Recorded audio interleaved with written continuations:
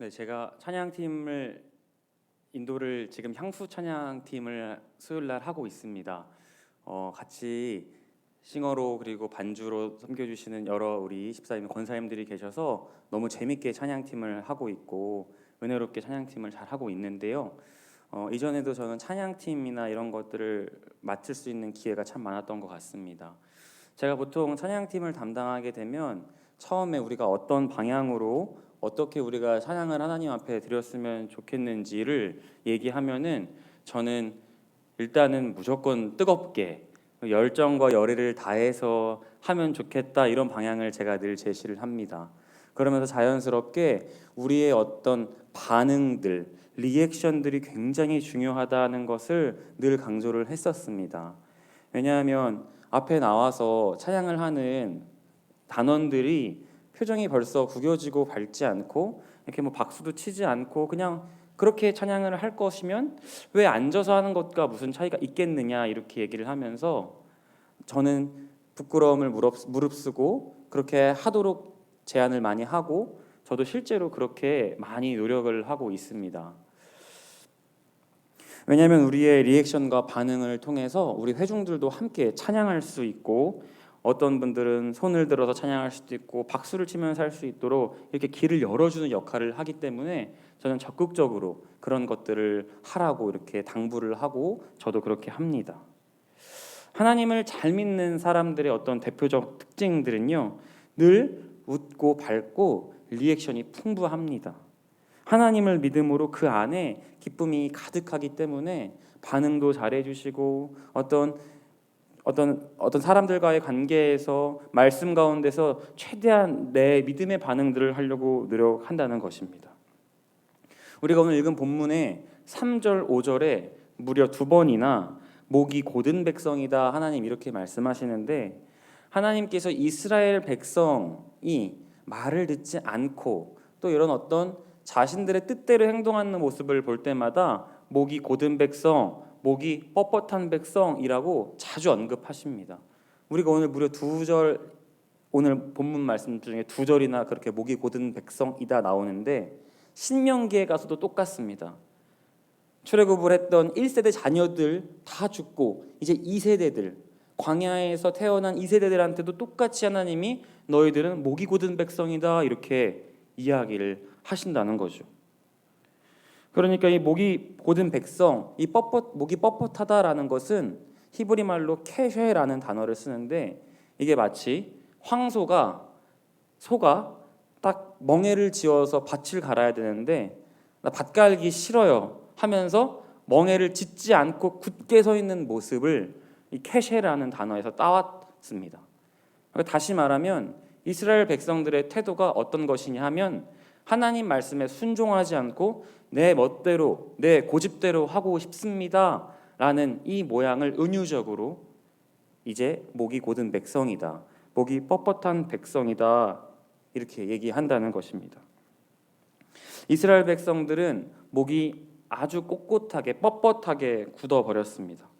그 목이 뻣뻣했다는 말은 고집스러워졌다는 그 말이고, 마음이 단단히 굳어져 버려서 이제 하나님이 얘기해도 모세가 얘기해도 듣지 않는 지경에까지 이르게 됐다라는 것입니다. 근데 지금 현재에도 그런 일들은 비일비재하게 일어납니다.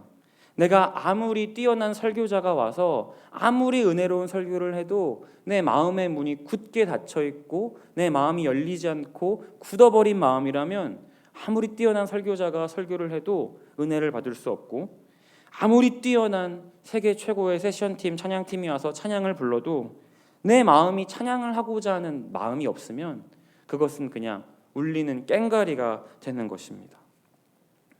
남자와 여자가 사랑을 해서 연애도 하고 결혼도 했습니다.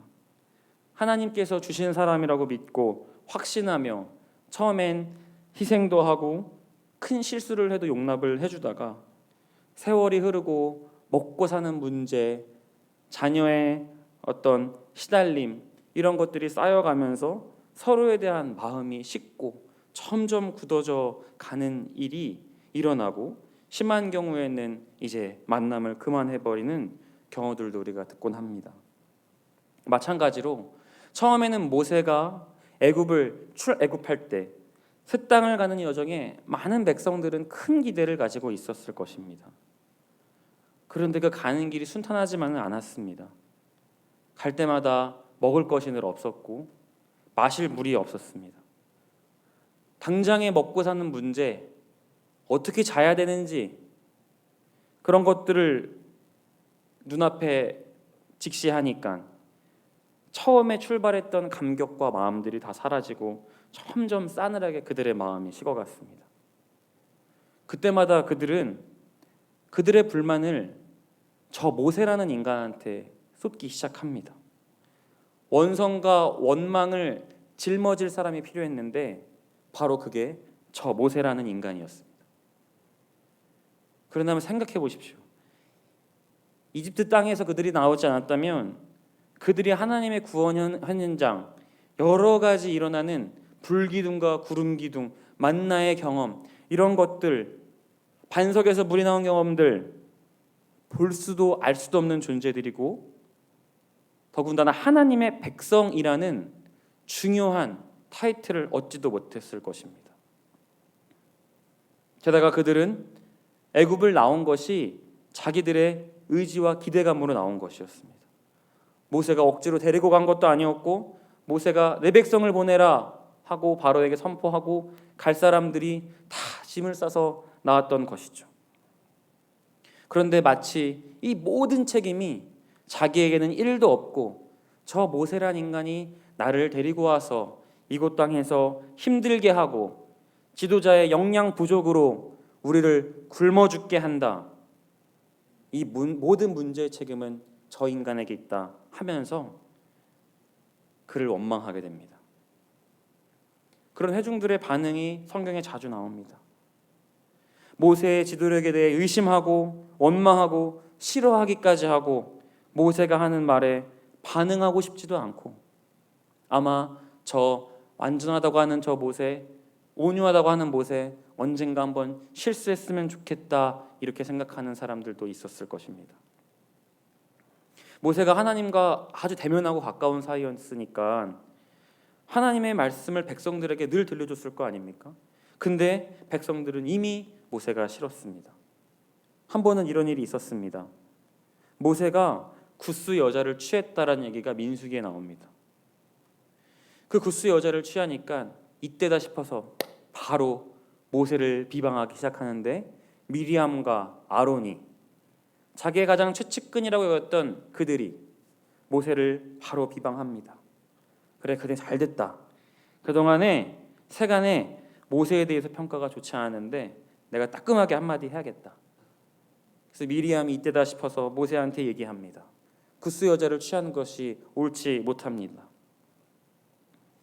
그런데 그 상황에서 모세를 대변해서 하나님이 얘기를 해주십니다. 이 사람 모세는 온유함이 이 지면의 모든 사람보다 더한다.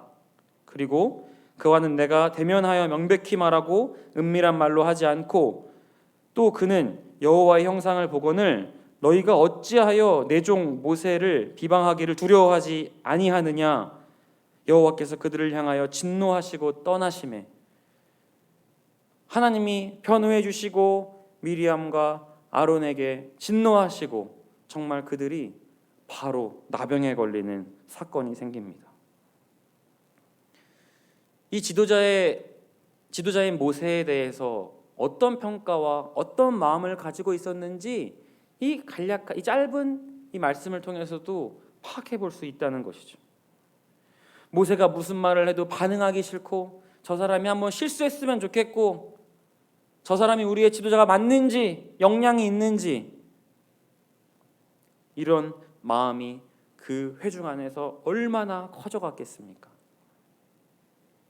우리가 오늘 읽은 33장 이전에 32장에 아주 큰 일이 있는데 바로 모세가 하나님의 말씀 두 돌판의 십계명을 받으러 간 그 사이에 백성들이 금송아지를 만들고 뛰노는 일이 생깁니다. 모세가 산에서 올라가서 내려오질 않으니까 백성들이 아론에게 이렇게 이야기합니다. 우리가 인도할 신을 만들라. 이 모세 곧 우리를 애굽 땅에서 인도해낸 사람은 어찌 되었는지 알지 못합니다. 이 말을 이렇게 했지만 모세 그 양반 진짜 어디 갔는지 모르고 우리를 지도한다고 했던 그 사람이 지금 감감무소식입니다. 우리를 인도할 신을 빨리 만드십시오. 막 그렇게 강압을 하는 것이죠. 그래서 아론이 금송아지를 만들고 아론이 만들어낸 금송아지 앞에서 먹고 마시고 뛰놀았다는 내용이 32절에 나옵니다. 32장에 나옵니다.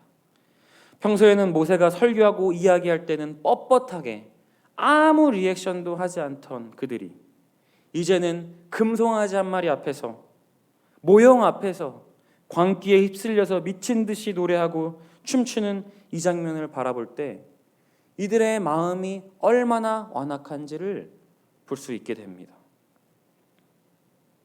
그런데 이 얘기가 이 몇천 년 전에 일어났던 이 얘기가 그냥 그때 한 역사적 사실로 끝났을까요? 절대 그렇지 않습니다. 이 시대를 살고 있는 우리에게도 이런 일들은 계속해서 일어난다는 사실입니다. 안타까운 경우가 있습니다.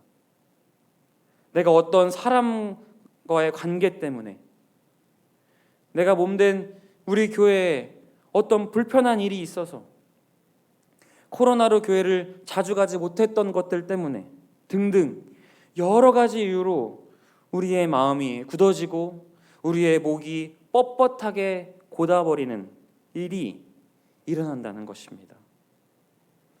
우리가 찬양을 하고 말씀을 듣고 예배에 집중하는 이 모든 교회 행위들이 바로 우리 주님 하나님이어야 하는데 하나님께 시선을 두지 못하고 하나님보다 더 커져버린 나의 불편한 마음, 누군가의 관계의 이유로 우리의 마음이 돌처럼 굳어져 간다 이야기입니다. 그들은 하나님을 바라보지 못했습니다. 하나님을 대언하는 모세에 대한 마음이 불편하고 그 사람의 어떤 지도력의 어떤 원망과 이런 것들이 생겨나니까 하나님을 바라보지 못하는 비극까지 일어났다는 것입니다. 그렇기에 이스라엘 백성은 아주 불명예스럽게 목이 뻣뻣한 백성이다, 목이 곧은 백성이다, 이런 평가를 들었다는 이야기입니다. 현 시대를 살고 있는 우리 대다수 현대인들이 스마트폰, 오랜 시간 컴퓨터 사용하면서 3명 중 1명꼴로 목질환을 앓고 있다는 이야기가 있습니다. 목이 뻣뻣한 백성이라고 비유를 들었지만 글자 그대로 목이 뻣뻣하고 굳어지는 사람들이 많아지고 있는 시기입니다. 지금 우리가 앉아 계신 우리 성도님들도 제가 단위에서 하니까 이렇게 쳐다보고 계시니까 이제 목이 좀 뻣뻣하고 아프실 건데 잠깐 한번 목 스트레칭을 잠깐 해볼까요? 이렇게 잠깐 한번 해보십시오. 이렇게 목 스트레칭. 이 잠깐만 해도 이 목 스트레칭 하면 너무너무 시원합니다. 우리 가정에서도 한번 해보시고, 네. 마찬가지로 오늘 본문의 오늘 설교 제목처럼 우리도 영적인 스트레칭을 계속해서 해나가야 합니다. 그래야 우리의 뻣뻣한 목과 굳어져 버린 마음이 부드럽게 된다는 말씀입니다. 찬양할 때 더 크게 한번 찬양해보고 박수도 한번 쳐보고 담임 목사님 말씀에 아멘 할 때 크게 아멘도 해보고 그렇게 하는 것이 뭐 우리 교회를 위해서 아니면 설교자의 어떤 사기를 증진시키기 위해서 그런 것들을 하는 것입니까? 절대 그렇지 않습니다. 물론 그런 것도 이유가 될 수 있지만 그렇게 하는 가장 큰 이유는 선포하고 믿음의 반응, 리액션, 아멘 크게 했을 때 우리의 몸과 영혼이 굳지 않고 부드러워지기 때문입니다. 그것이 우리가 은혜 받는 일이기 때문입니다. 우리가 2021년 회복을 주제로 하고 달려가고 있습니다. 바라기는 우리 모든 성도님들의 굳은 마음과 뻣뻣한 몸이 부드럽게 회복되어지기를 축복합니다. 다시 한번 하나님과 회복하시기를 축복하고 믿음으로 우리의 몸과 영혼의 리액션이 늘 나오는 저와 모든 성도님들 되시기를 축복합니다. 기도하겠습니다. 하나님 아버지, 우리의 굳어져 버린 목과 우리의 마음, 이 모든 것들이 다시금 주님 앞에서 부드럽게 되기를 원합니다.